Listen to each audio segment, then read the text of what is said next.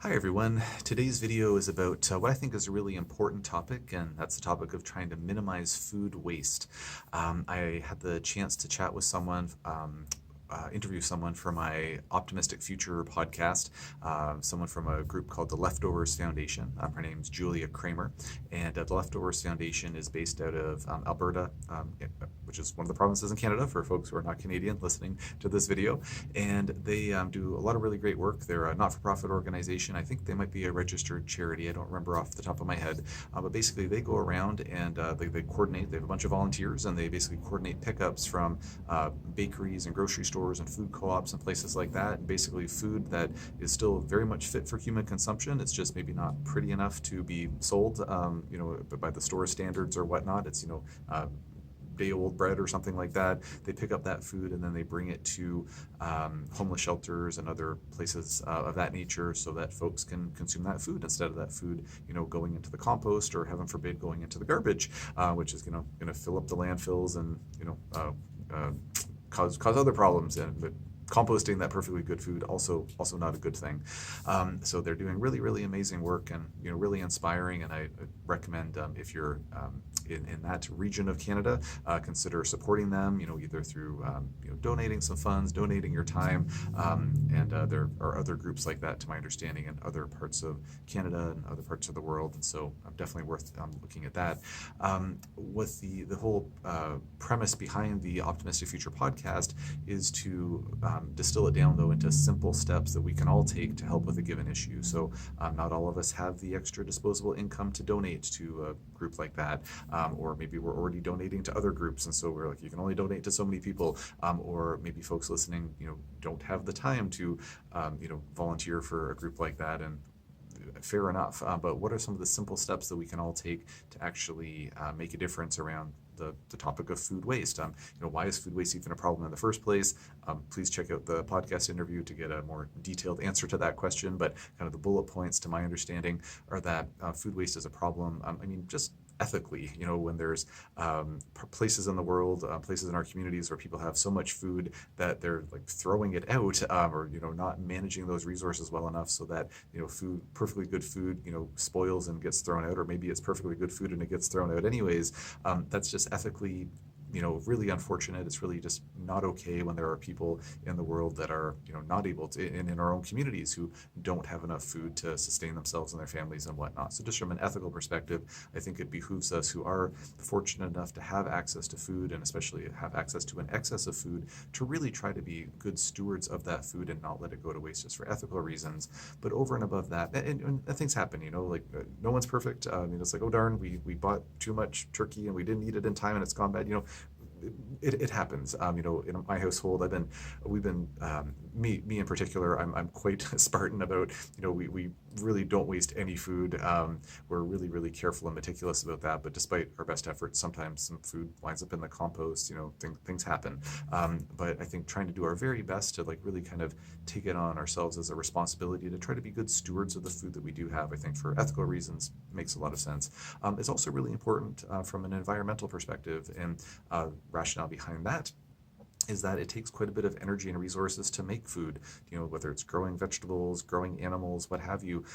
It takes a lot of energy and resources, and whether that's the energy that's required for the fertilizer, or growing the animal feed, or get the electricity or other consumables that go into getting water to the fields if it's not raining enough, or whatever it happens to be, to say nothing of the environmental impact of driving the trucks and other vehicles or boats or whatnot that are actually shipping the food, whether it's from your local farm to the farmer's market where you're buying it, or it's shipping your bananas from South America to your grocery store and the northern reaches of North America.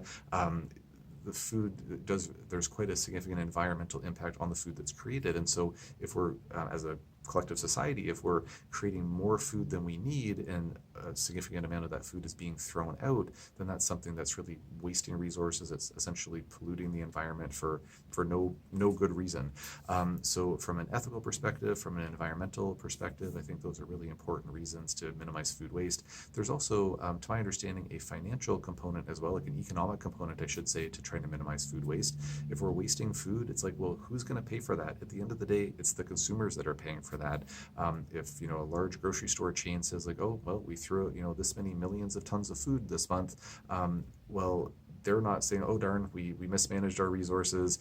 We're gonna eat that. It's like, no, they're going to inflate the grocery prices that we're all paying for, and it's ultimately going to drive up food prices. So for several, I think, very good reasons, it's a good idea to minimize food waste.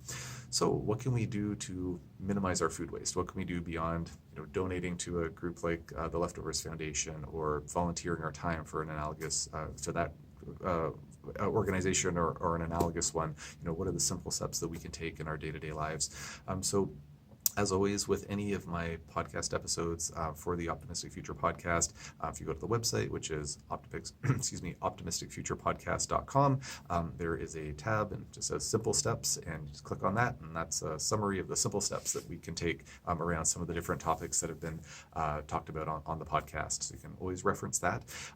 But some of the simple steps to minimize food waste, just to present them here, if you don't want to go check out the website, or you're listening to this while you're driving and can't go check it out, would be pretty straightforward stuff. You know, Julia from the Leftovers Foundation mentioned these. Hopefully I'm paraphrasing them well. One of the ways that we can minimize food waste is just being really conscientious with what we're actually buying at the store. You know, not going out and impulse buying groceries. You know, have a game plan for, you know, what do we need to buy, make a list ahead of time. It's simple, but that's one of the ways that we can try to minimize overbuying things.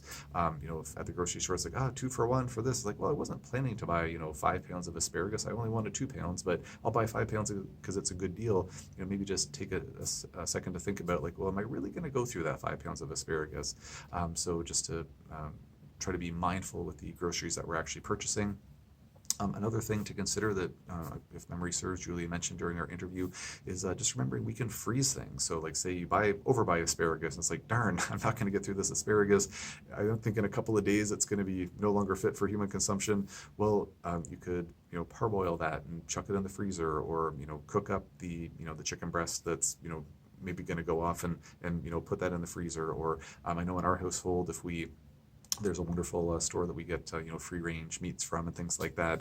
And you know, when I'm going through the packs of meat, it's like, oh, they clearly somebody missed one, or you know, one was, you know, there's a bunch that's going to, you know, best before date's 2 weeks from now, but there's a couple of packages that were left over. It's like, oh, they're best before dates within a couple of days, and I think, well, you know, I'm going to cook meat within a couple of days. I'll just buy those. You know, I don't need to get the freshest ones. It's all going to taste just fine when it's cooked up. Or if I see like, oh, you know, these are for sale, if I don't buy them, like, who's going to? It's like, well, maybe I'll purchase them and then I'll chuck them in the freezer, and then I'll thaw them before I'm ready to eat them. So we can take a little bit more stewardship just as a whole of like, well, okay, the store has this food here.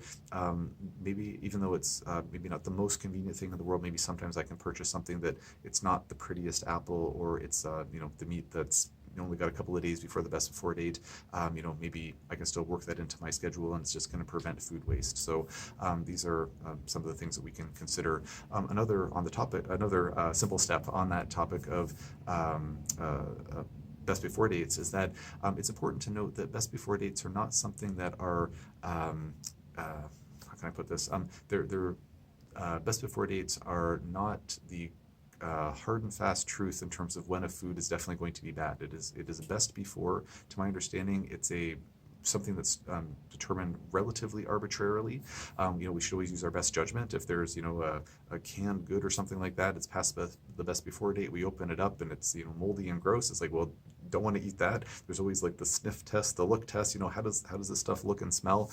But if, say, for example, there's you know, we bought more cereal than we were going to go through, or overbought, say, cereal, for example, is like, oh, my child needs more, you know, organic cornflakes, because one of my kids loves organic cornflakes, and it's like, oh, the best before date was from 3 months ago. It's like, well, I'm gonna open that up. It looks fine, it tastes fine, it's all good. So bearing in mind that best before dates are not 100% entirely arbitrary, but we can also apply some good common sense and really try to minimize that food waste.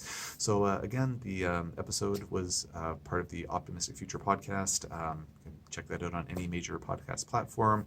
I have the full interview on our YouTube channel of the same name.